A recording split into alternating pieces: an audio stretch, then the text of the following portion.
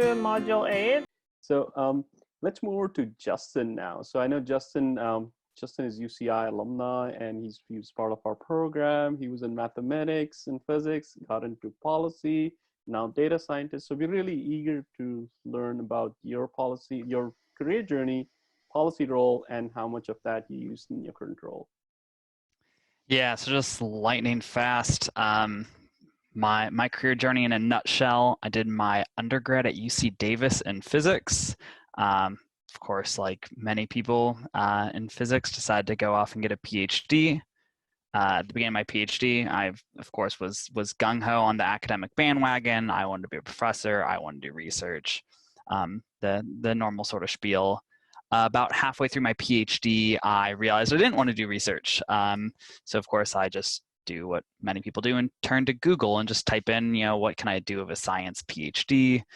Out pops a long list. A lot of it were things I'd heard of, and then buried at the bottom was science policy, and that really caught my eye as, obviously someone who liked science, but also someone who had a long-term interest in politics. So I figured my politics interest probably could be leveraged into a policy interest. So I learned about AAAS, learned about the policy fellowship in my third year, and decided that's what I was going to go for. So to that end, I then co-founded the Science Policy Group at UCI. I became an associate editor at the Journal of Science Policy and Governance. I wrote some op-eds. I did a lobbying trip to Sacramento. I just tried to essentially find every experience I could and cobbled together as much as possible. And really, that's enough in a lot of ways, because the science policy world is broad. You need to be at least competent at many things. And now, since I believe everyone here is grad students, postdocs, etc., you're in your early career. Go out, branch out, develop skills. This is the time. It's safe. There's no major repercussions. So that'd be my first piece of advice. Go talk to people. Go write things. Go read things. Get involved. Try your best to say yes to experiences and seek them out. There is a lot out there.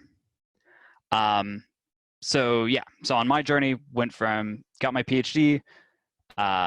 One of the caveats that I'm sure people have heard is that become a AAAS fellow, you need PhD in hand. So that means I had to, spend a year doing something between my PhD and doing AAAS. So I went off to UCLA to be a postdoc.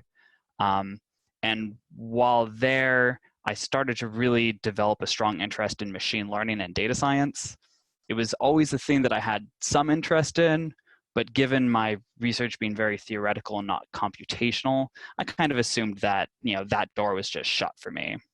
But the postdoc stoked that fire, and I really started to teach myself those machine learning skills, programming skills, even to the point where I figured, maybe I won't do AAAS. I think data science is what I really want to do. But I had just been angling my life for the past 3.5 years to do AAAS. So I figured I might as well apply. It feels like a waste to not apply at that point. Lo and behold, I eventually get to the finalist interviews, and they give you a list of 200 different placements all across the government, and one of them was as a data scientist at the U.S. Census Bureau. So all of a sudden, I got this perfect combination of my two interests: the long-standing science policy one and the more recent data science one. So I ended up interviewing, accepting that, and became the first AAAS fellow ever at the Census Bureau. So that was an interesting place to be as a science policy fellow, because science policy doesn't happen at the Census Bureau. But all the skills that you use in the realm of science policy apply there just as well as they do, anywhere. And so these are, as everyone has talked at length, are those various communication skills, being able to, have one-on-one relationships, being able to, clearly convey your thoughts. And this is through all forms, written, presentations, everything. You want to be comfortable with the elevator chat. You want to be comfortable in meetings. You want to be comfortable in symposia. And science policy helps you with that, because we stress that communication. So then after the Census Bureau, I decided I wanted to come back to California. And so I made the hop into industry. And now I work at Optum as a senior data scientist. And so again, all the science policy skills come into play because it's about communicating. Again, writing, verbal, reading, all of it. So Matt in his talk just briefly alluded to Dale Carnegie's book, How to Win Friends and Influence People. I would recommend that as a good starting point to understand these communication skills, because it really focuses on, despite the somewhat cheesy title, how to make people actually care about interacting with you. And it puts a lot of focus on, appealing to them and making them feel good. And those are skills that help you anywhere, science policy, industry, dealing with your PI. And so that's my plug, same as everyone else's. Communicate, communicate, communicate, put yourself out there and develop those skills.